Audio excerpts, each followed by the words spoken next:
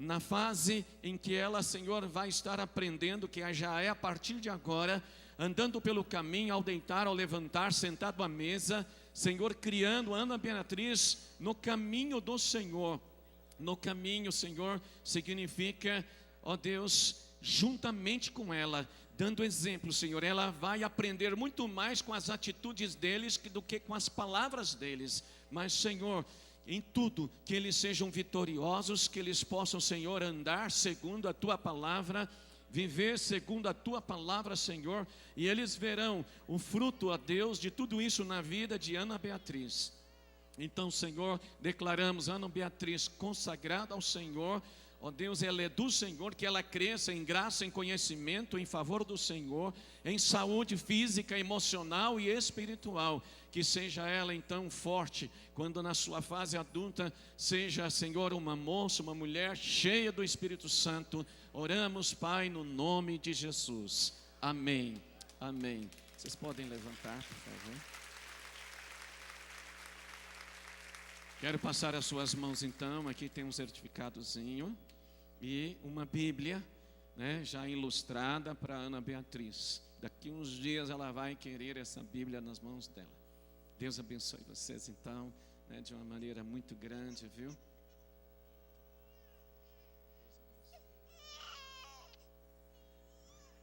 Amém. Glória a Deus.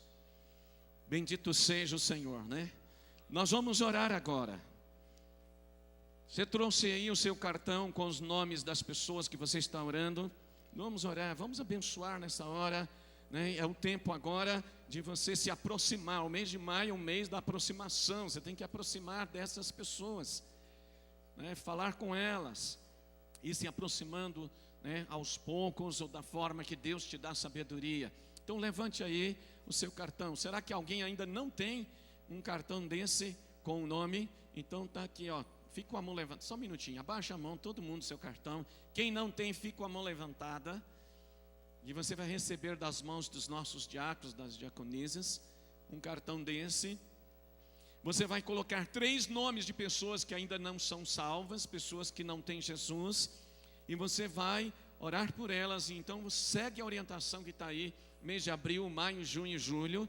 E então você verá o fruto desta bênção na vida dessas pessoas. Glória a Deus. Levante então o seu cartão. Vamos orar. Pai, bendito seja o Senhor. É o Espírito Santo do Senhor quem convence o homem do pecado, da justiça e do juízo.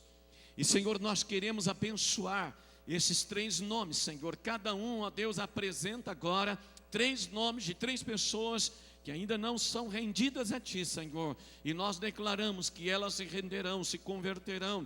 Elas serão, ó Deus, como discípulos do Senhor, serão salvas, serão contadas entre os salvos aqui na terra. Senhor, seja a Tua bênção, Senhor, dá-nos a todos graça, Senhor, para aproximarmos dessas pessoas. Nós oramos, Pai, oramos, declaramos vitória, declaramos salvação na vida dessas pessoas, no nome de Jesus. Você pode dizer amém? Glória a Deus. Então, que você possa, nessa hora, né, sempre lembrar, mas em outra hora, em outro tempo também, orar e se aproximar dessas pessoas. Eu tenho certeza que Deus dará algo tremendo. Eu quero saber quantas pessoas estão aqui nesta tarde que nos visita. Eu quero que você levante a sua mão. Você vai receber um postal como esse, e eu quero que você, né, aguarde até que chegue às tuas mãos. E aí então você vai poder preencher. Veja bem, tem o seu nome, tem contato seu aqui. E tem 3 opções que você pode marcar. Ou as 3 ou uma delas. Quero ser membro da Igreja Batista da Lagoinha. Desejo que orem por mim. Quero conhecer mais a Jesus Cristo. Se você quer ser membro, você vai receber contato. Se você quer que ore, né, sempre esses pedidos de orações, eles são colocados. Por quê? A parte da foto você destaca, fica com você. E essa outra parte que você preenche, você pode devolver, tá? Aqui na frente, essas pessoas que são da nossa equipe, as diaconisas, os diáconos, todos que estão aí, você já identificou. Você pode preencher e devolver nas mãos deles, tá? se você quer conhecer mais a Jesus Cristo, você vai receber um curso por correspondência, né? Você vai poder fazer um curso bíblico e então você vai estar conhecendo mais o Senhor. Depois, na saída, nossas irmãs, as irmãs da dança aqui, elas vão estar lá na tenda ali, lá naquele cantinho, e elas vão lá atrás ali, ó. Olha bem no fundo aí que tem gente aí precisando aí do cartão. Elas estão vendendo aqui um marcador, é um marcador imã para você marcar a Bíblia, né? É uma coisa simbólica mesmo, mas é para ajudar num projeto que elas estão realizando. Então que você possa também ajudar as nossas irmãs. Toma aí a sua Bíblia, aliás, o seu Atos hoje. Cada semana nós temos na capa uma foto bonita e uma matéria sobre uma das igrejas de Lagoinha. Aí onde nós temos Lagoinha Betim. Então, uma igreja ali ativa, uma igreja já assim valente, e depois você lê, você pode ler também tudo aquilo que está no Atos, se informar. Você vai ver que você tem aí muita informação, muita coisa, muita matéria. Então, você pode estar lendo. Vamos, por favor, tome a sua Bíblia agora. Nós vamos falar da palavra do Senhor. Daqui a pouco nós vamos celebrar a ceia do Senhor. A ceia do Senhor. Glória a Deus. Vem comigo para 2 Coríntios, no capítulo 6. Nós vamos ler esse texto. Depois você vai levantar a sua, você vai ficar de pé. Aliás, eu vou convidar você, fique de pé agora. Abra a sua Bíblia. Vamos ler esse versículo. Depois você pode levantar a sua Bíblia. Nós vamos fazer aquela declaração poderosa. Então, 2 Coríntios, no capítulo 6, versículo 16. 2 Coríntios, capítulo 6, versículo 16.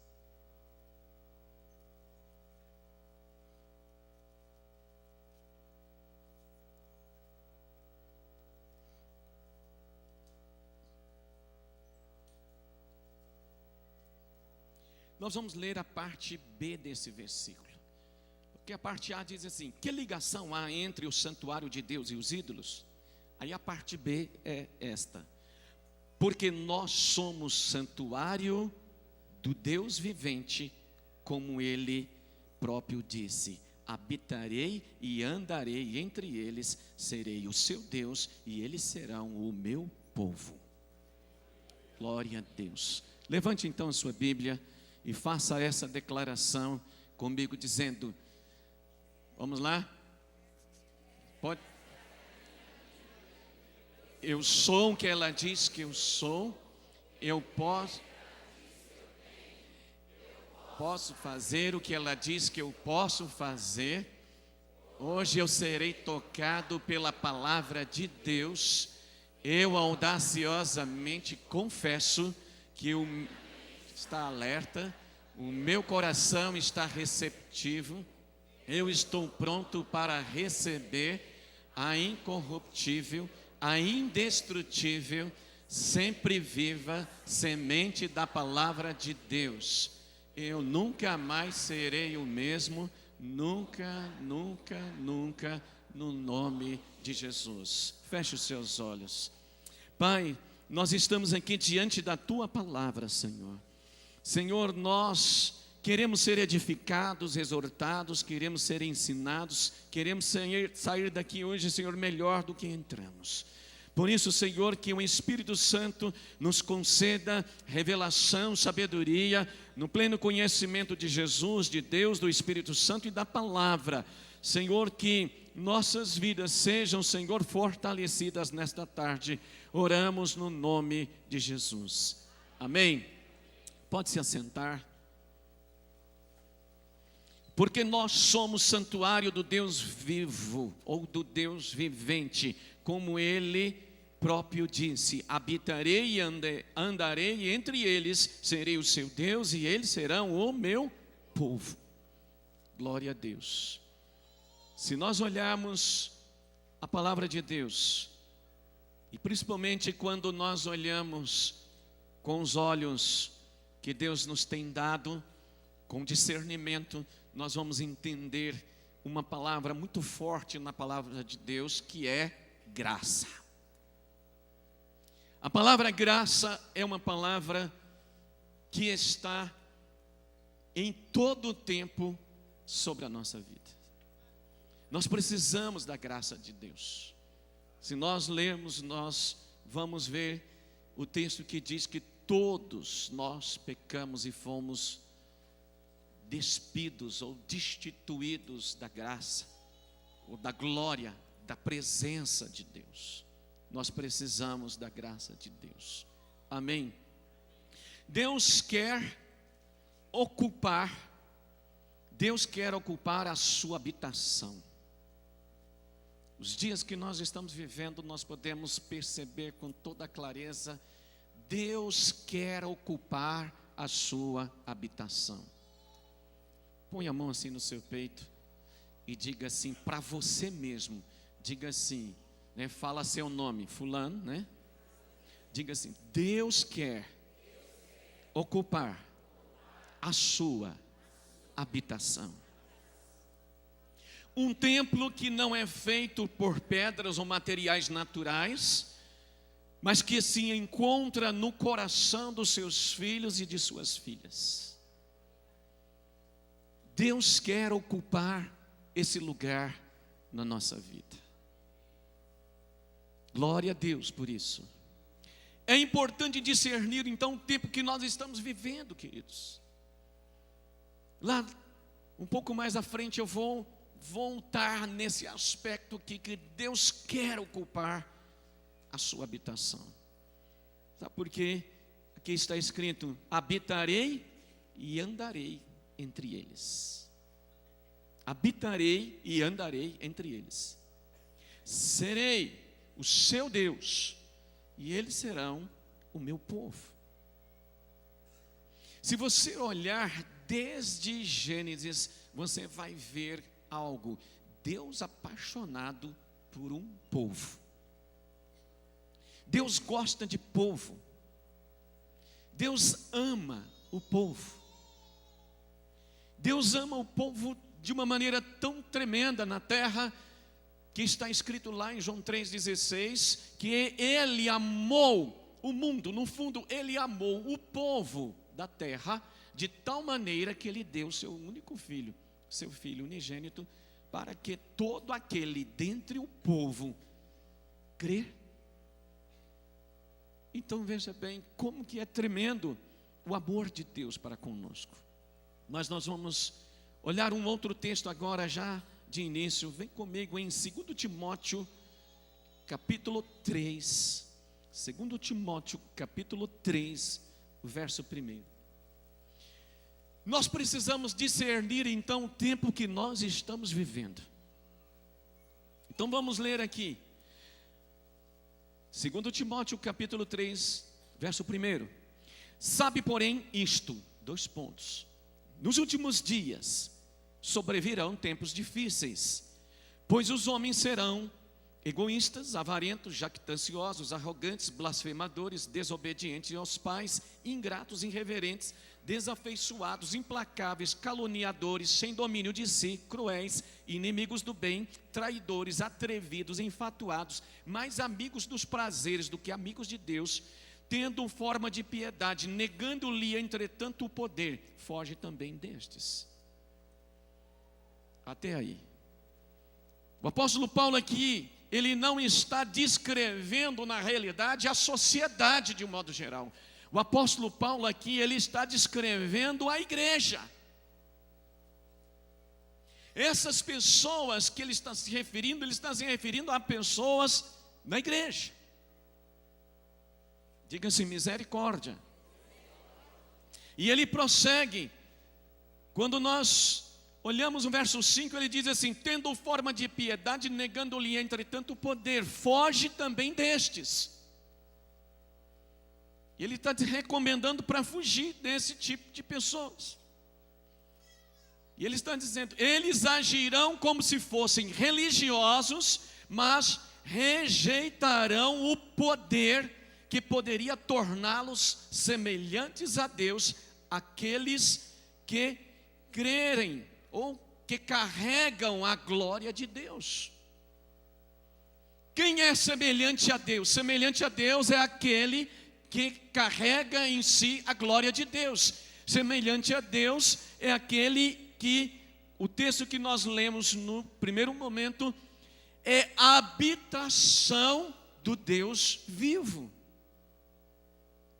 Esse é semelhante a Deus, pelo fato de Deus habitar nele. E pelo fato de Deus habitar nele, o poder de Deus o transforma. Queridos, o evangelho de nosso Senhor Jesus Cristo é um evangelho que tem o poder transformador da vida humana. O evangelho tem o poder de resgatar, de, na realidade, redimir, de fazer com que um homem, por mais que ele tenha transgredido pecado, cometido coisas horríveis, ele possa ser perdoado por Deus, possa ser redimido, ele possa ser restaurado, ele possa ser reconciliado com Deus. E Deus o vê, a partir daí, como um filho perfeito. Embora nós somos ainda imperfeitos, e seremos perfeitos no dia de Cristo, conforme 1 Coríntios 15, que diz que nós teremos um corpo incorruptível, nós receberemos a imortalidade e a incorruptibilidade. Aí sim, nós não teremos mais problemas ou dificuldades de espécie alguma. Mas enquanto isso, nós contamos com a graça de Deus. O que é essa graça? A graça de Deus é um favor de Deus para nós. Nós não merecemos, mas aprove a Deus, porque Ele nos amou de tal maneira que a sua graça nos é dada.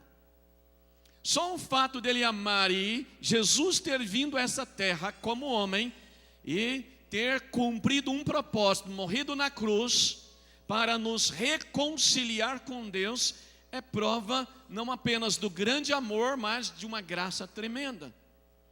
E aqui nesse texto, voltando, o apóstolo Paulo está dizendo que eles frequentarão as igrejas, ouvirão a palavra de Deus, falarão a palavra de Deus, se gabarão da graça salvadora do Senhor, mas rejeitarão o poder que pode torná-los santos. Que coisa, né? É do texto que nós lemos aqui. Tendo forma de piedade, negando-lhe entretanto o poder. Verso 5. Nega o poder de Deus que pode torná-los santos. Darão mais valor às ideias e palavras dos homens do que às palavras de Deus. Então, queridos, a palavra de Deus, ela está escrita, é a palavra de Deus, é para ser obedecida. Por isso que nós lemos Deuteronômio. Se nós atentamente ouvirmos a palavra, a voz de Deus, e termos o cuidado de guardar todos os seus mandamentos, estatutos e juízos que Ele nos ordena, as bênçãos virão sobre as nossas vidas. Esse é o caminho. Nós precisamos então, conforme nós lemos em 1 Timóteo capítulo 3, esses precisam passar, como por exemplo, nós olhamos e vamos ver aqui, capítulo 32 de Gênesis, vamos lá no começo da Bíblia, por favor. Capítulo 32 de Gênesis.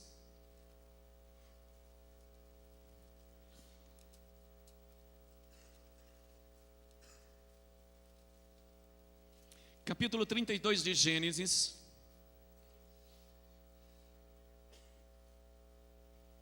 Amém? Já achou aí? Nós vamos no verso 23. Tornou-os e fê-los passar o ribeiro, fez passar tudo o que lhe pertencia. Aqui fala a respeito de Jacó. Verso 24. Ficando ele só, e lutava com ele um homem até o romper do dia. Vendo que este não podia com ele, tocou-lhe na articulação da coxa, deslocou-se a junta da coxa de Jacó na luta com o homem. Disse este: deixe-me ir, pois já rompeu o dia. Respondeu Jacó: não te deixarei ir, se não me abençoares. Verso 27. Perguntou-lhe, pois, como te chamas? Tem aquela música que diz assim, né? E o anjo perguntou a Jacó, né? Que queres que eu te faça? Espera lá, não está escrito isso. Então passa a borracha na musiquinha lá, tá? Porque o anjo perguntou para Jacó, né? Como te chamas? Tá? Então tá aí, como te chamas? Ele respondeu: Jacó. Quando Jacó responde o seu nome, Jacó, ele estava dizendo: o meu nome é trapaceiro, enganador. O significado de Jacó é este. E aí você vai perceber que Jacó, ele enganou, na história essa, ele enganou o seu próprio irmão Esaú. Ele fez Esaú, na realidade, lhe entregar um direito que Esaú tinha, que era o direito da primogenitura, que era a bênção, ou seja, o cabeça de uma geração, o qual o pai Isaque deveria abençoá-lo. E ele então, né, ele fez de uma maneira sutil com Esaú. Então Jacó, ele tomou o direito de primogenitura, ele enganou o próprio pai, para que o pai o abençoasse e lhe desse a bênção. Depois então o seu irmão fica furioso com ele, ele foge, e ele vai para um lugar chamado Padã Arã, onde ele encontra o seu tio, chamado Labão. E então Labão era também um mais prático ainda na enganação. E ele então se apaixona pela filha de Labão, que é Raquel. Mas aí tinha lá uma que provavelmente estava encalhada, que era Lia. Então ele, né, a própria Lia concordou em enganar o próprio Jacó. E então, né, naquela ideia do casamento, quem aparece na noite de núpcia é Lia, em vez de ser Raquel. Mas você vê que a família toda era trapaceira. Você vai ver, né, não somente a Lia fazendo um acordo com o próprio pai para enganar o Jacó, mas você vai ver a própria Raquel também enganando o próprio pai, escondendo os ídolos do pai e levando. Então você vai ver que era trapaceiro passando a perna em trapaceiro. Era assim. E aí você vai ver que 20 anos se passaram. E quando nós estamos lendo aqui o capítulo 32, já é após 20 anos que Jacó tinha enganado seu irmão Esaú e o seu próprio pai, né? Então ele passou os anos sendo enganado, né, pelo sogro, pela Lia, e também até pela própria Raquel, que ele amava tanto. E agora então ele se vê numa situação de voltar à sua terra, de encontrar o seu irmão Esaú. E agora então ele, né, vai para um vale, ele clama o Senhor ali e passa a noite. Aqui diz o texto um homem, mas na realidade você pode considerar que é como um anjo que veio. E então ele segura, e o anjo diz: olha, eu já está rompendo o dia, eu tenho que ir, me deixa ir, né? E aí ele diz assim: eu não vou te deixar ir, se não me abençoares. Perguntou-lhe, pois, como te chamas? Respondeu ele: Jacó, enganador, trapaceiro. Verso 28.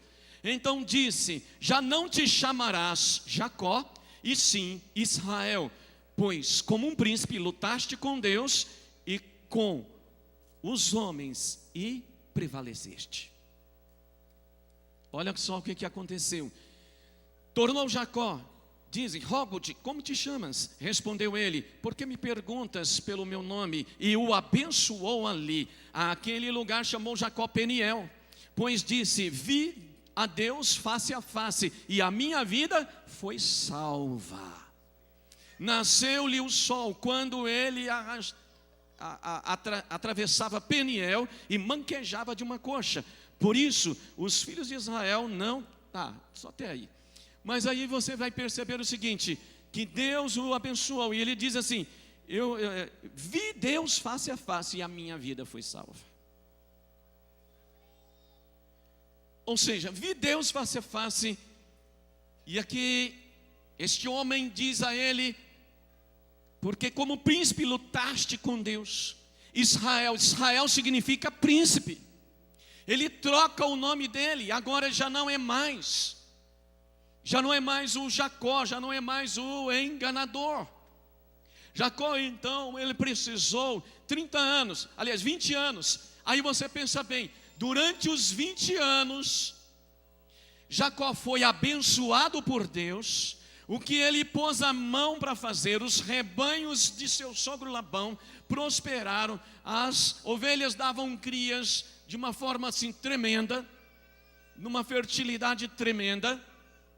Deus o abençoou. Queridos, há muita gente hoje assim, porque vê que está sendo abençoado por Deus, mas ainda não se dispôs a lutar num vale como Jacó se dispôs e ter a vida mudada. E é interessante que o anjo lhe tocou na articulação da coxa. Eu creio que era para que, Jacó ficou mancando, é para que ele lembrasse sempre, todas as vezes que ele desse um passo que ele estava ali mancando, para que ele lembrasse quem ele era antes e agora quem ele é. Deus quer tocar você a tal ponto que você nunca se esquecerá quem você era antes e quem você é depois que Deus lhe tocou. Deus quer tocar nossa vida, irmãos. Deus quer fazer isso. Precisamos entrar no vale como Jacó fez, e saiu da luta com Deus, esvaziou-se do seu ego, mas ele saiu fortalecido com o poder de Deus. Nós precisamos disso aí. Qual é o poder que poderia, voltando lá em Timóteo, qual é o poder que poderia torná-los santos? Há um autor que eu gosto muito, que é John Bevere, ele diz o seguinte: é a própria graça de Deus da qual se gabam.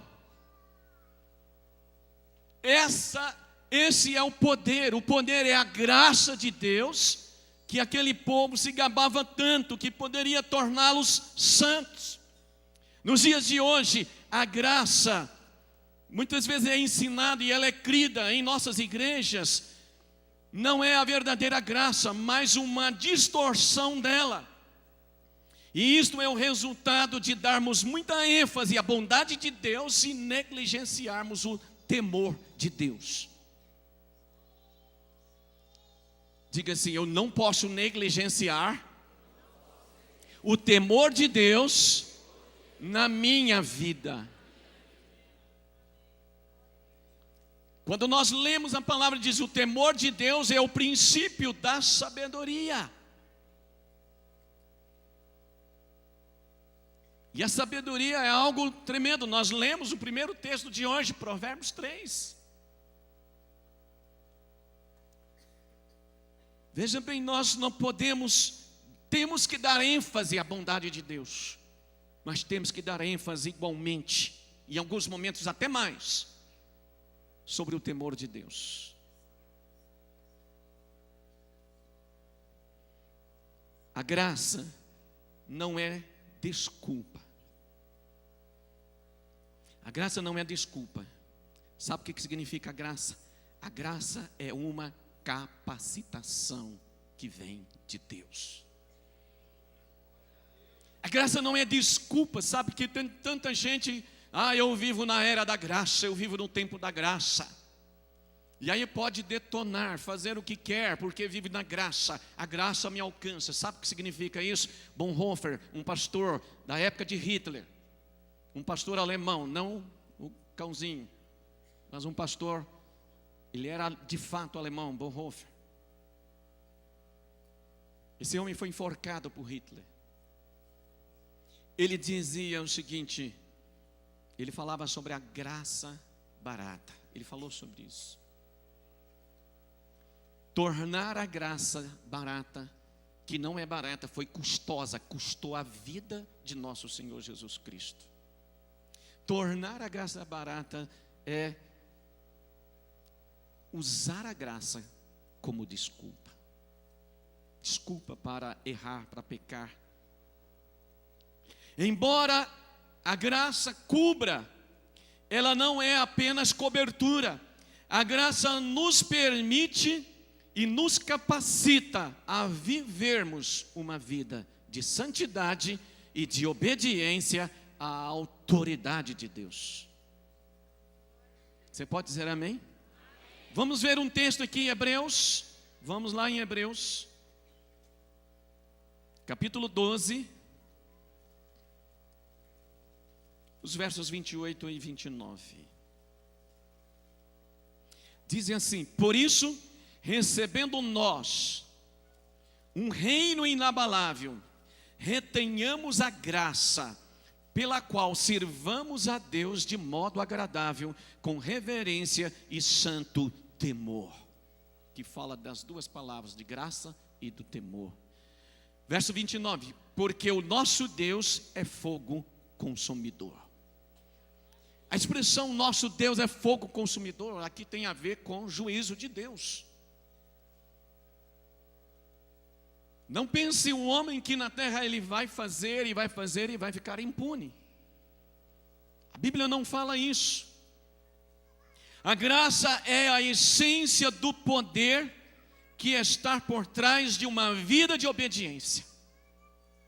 Vou repetir para você. A graça é a essência do poder que está atrás de uma vida de obediência.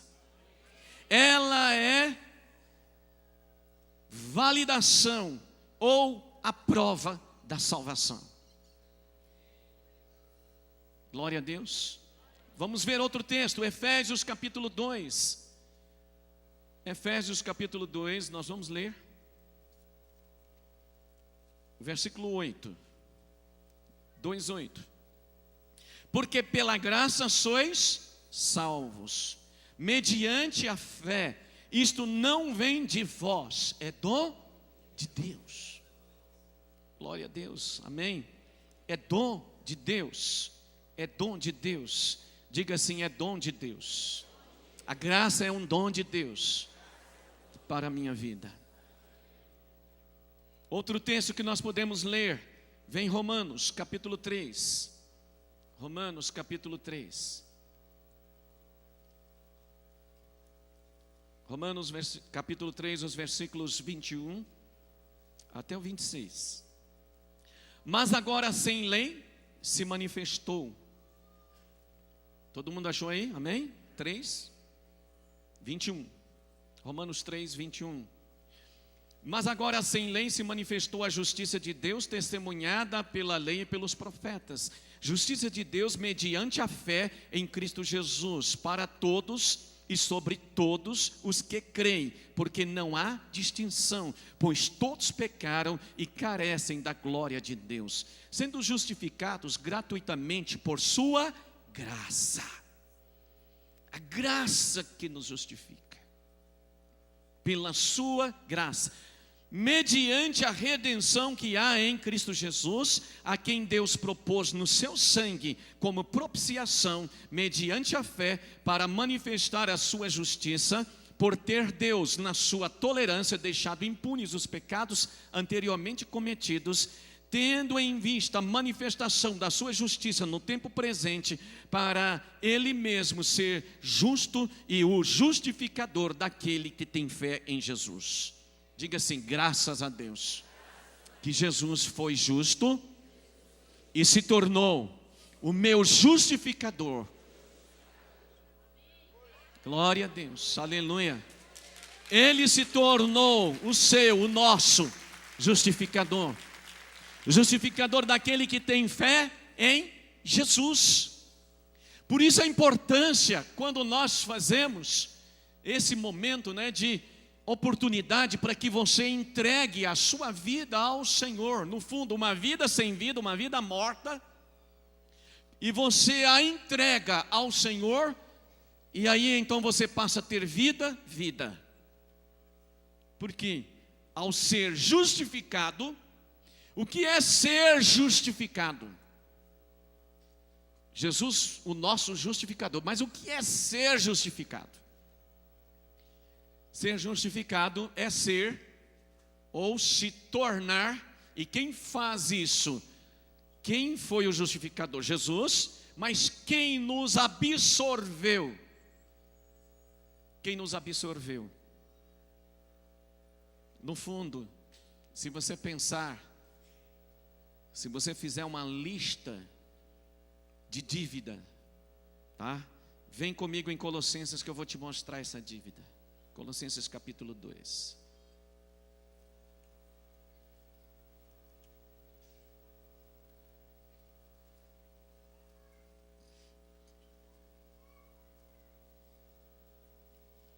Colossenses capítulo 2, versos 12 e 13. Tendo sido sepultados juntamente com ele no batismo, no qual igualmente fostes ressuscitados mediante a fé no poder de Deus que o ressuscitou dentre os mortos.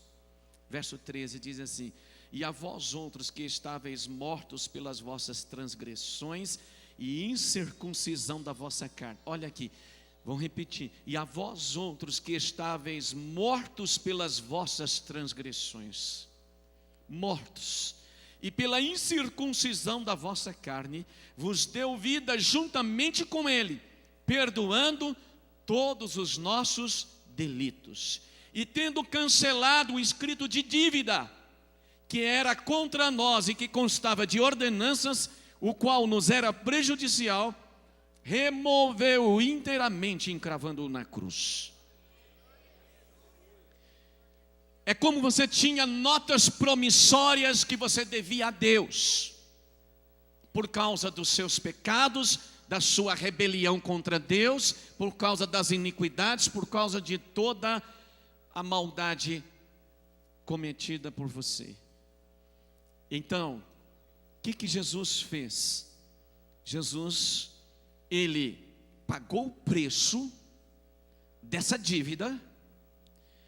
E o texto diz que Deus satisfez com a vida, a morte e o sangue de Jesus. Ou seja, a dívida foi paga. É o que está escrito aqui.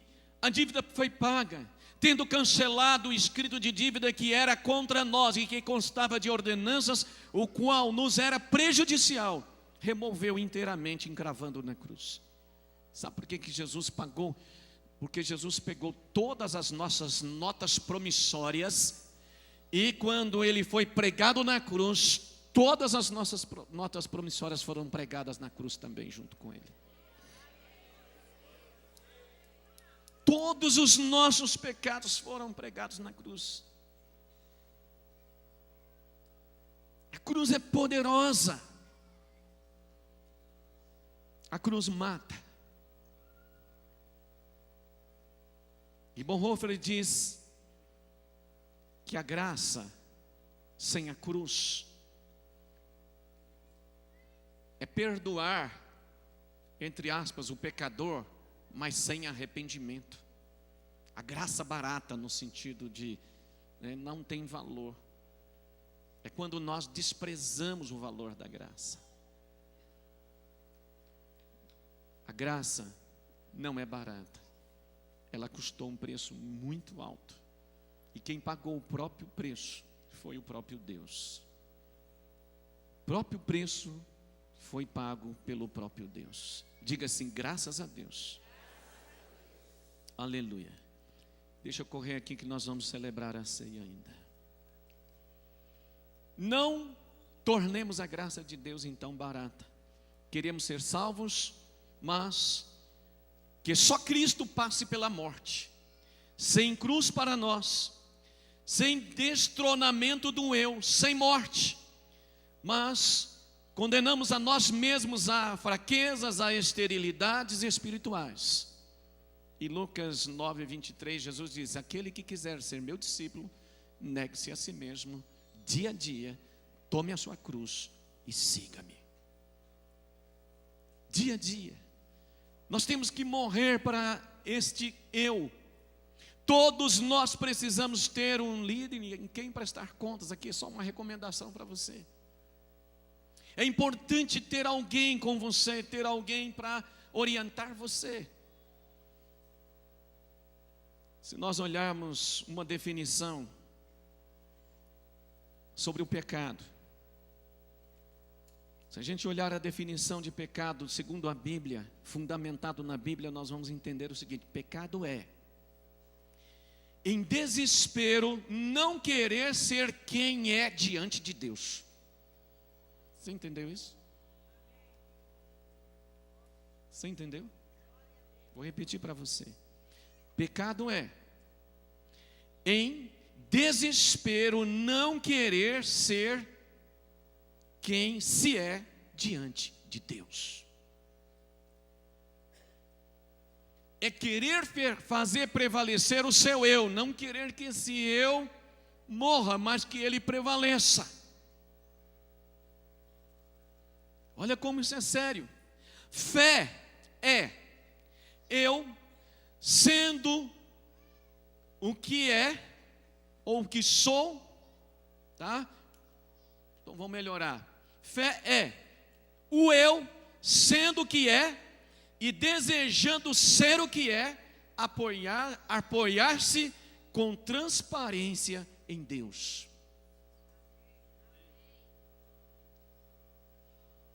Fé é o eu sendo o que é e desejando ser o que é, apoiar-se com transparência em Deus. Pecado é a recusa desesperada de encontrar nossa mais profunda identidade no relacionamento com Deus e no serviço a Ele. Será que você consegue raciocinar isso?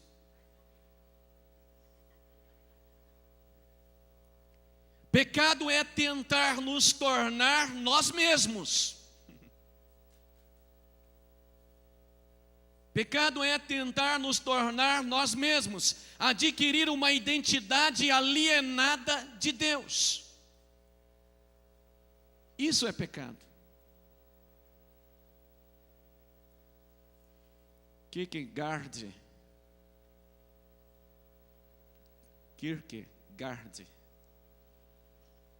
esse homem afirma o seguinte: que os seres humanos foram criados não só para crer em Deus de forma geral, mas para amá-lo sobre todas as coisas, para centrar a vida nele acima de tudo e a partir dele construir a sua identidade. Sabe o que é isso? Graça de Deus. Graça de Deus. Qualquer alternativa fora disso constitui pecado. Tentar construir a sua identidade fora de Deus, porque nós somos filhos de Deus, e essa tentativa, ela constitui um pecado. Então, segundo a Bíblia, pecado não é apenas prática de atos perversos, mas transformar boas ações em algo obsoleto. É tentar estabelecer uma identidade fazendo alguma outra coisa, fazendo com que alguma outra coisa seja mais central para o nosso próprio valor, para nosso propósito, felicidade, mais do que o nosso relacionamento com Deus. Entendeu isso? Estabelecer uma identidade fazendo que alguma outra coisa seja mais central para o nosso valor, propósito e felicidade do que nosso relacionamento com Deus. Queridos, nada constrói uma identidade na nossa vida, identidade de filhos de Deus. Nada, coisa alguma, pessoa alguma é capaz de construir. Senão Deus, somente Deus, o Pai, pode construir esta identidade de filhos de Deus. Vocês estão entendendo isso? Amém?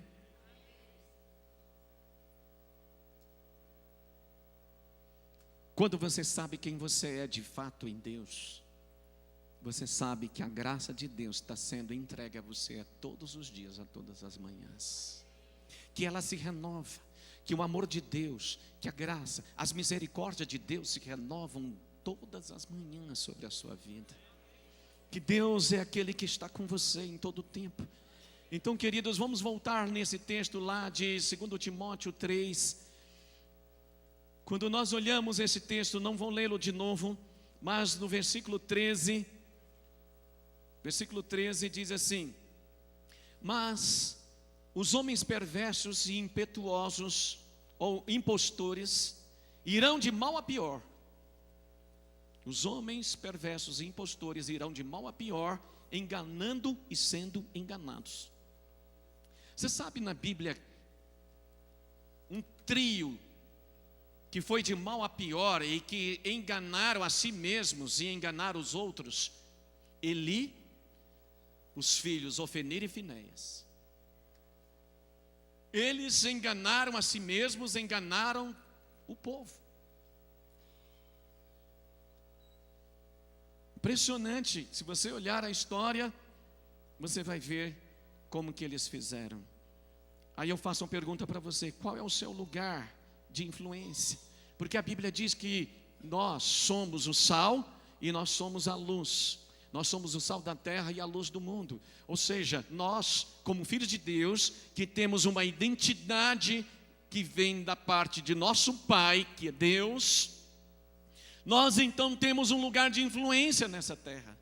Nós temos um lugar de influência nesta cidade. Amém? Glória a Deus. Eu quero ler outro texto aqui. Vem comigo, Salmos 50. Salmo 50. Esse texto é muito importante para nós nesta hora. Vamos lá, Salmo 50.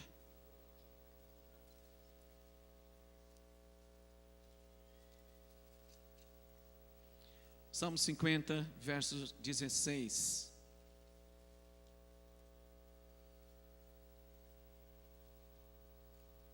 Mas ao ímpio diz Deus: de que te serve repetires os meus preceitos e teres nos lábios a minha aliança? Não é a pergunta está lá na frente. A minha aliança, uma vez que aborreces a disciplina e rejeitas as minhas palavras. Olha o que Deus fala aí. De que adianta, né, falar a palavra de Deus? De que adianta, né, se rejeita a própria palavra? Se vês um ladrão, tu te comprases nele, e aos adúlteros te associas, soltas a boca para o mal, e a tua língua trama enganos. E aí você pode ler depois o capítulo todo em casa, que você vai ver. E eu termino perguntando para você: se aonde você trabalha, aonde você estuda, aonde você vai com frequência, o lugar que você trabalha, a empresa, a organização que você trabalha, o seu padrão de vida, o seu modo de ser, de trabalhar, é igual ao padrão dos que não têm Jesus? É igual. O seu modo de trabalhar. Aqueles que chegam atrasados, você também chega. Trabalha mal, você também trabalha mal. É isso que eu estou dizendo. É isso que eu estou perguntando. Se a resposta for sim, há algo que você precisa observar. Eu vou dizer uma frase. Se a resposta for sim, falta graça na sua vida. Falta graça na sua vida. Se a minha vida for igual à vida dos que vivem na sociedade sem Deus, sem dar a mínima importância para Deus, falta graça na minha vida. A graça não te deixa moldar-se aos padrões deste mundo, negando-lhe o poder que pode transformar. Não terá graça é a mesma coisa que negar o poder que pode transformar. E nós não podemos viver assim.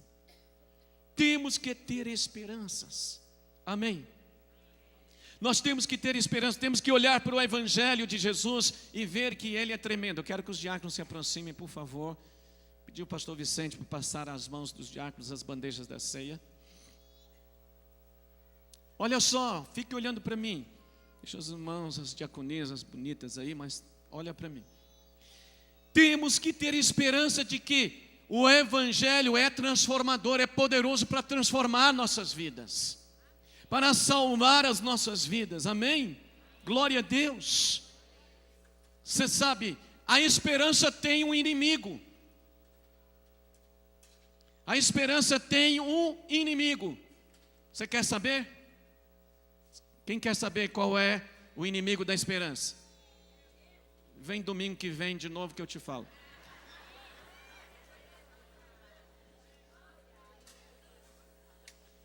Eu vou te dar uma colher de chá, só porque vocês estão sérios demais. Eu só quis descontrair você. O inimigo da esperança é o orgulho. O orgulho é inimigo da esperança. Pensa nisso.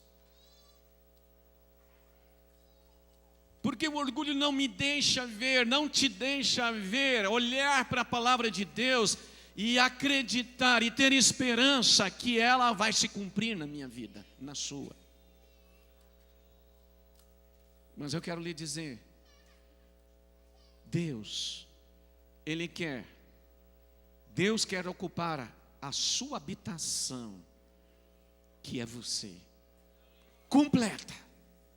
Deus quer estar completo em você.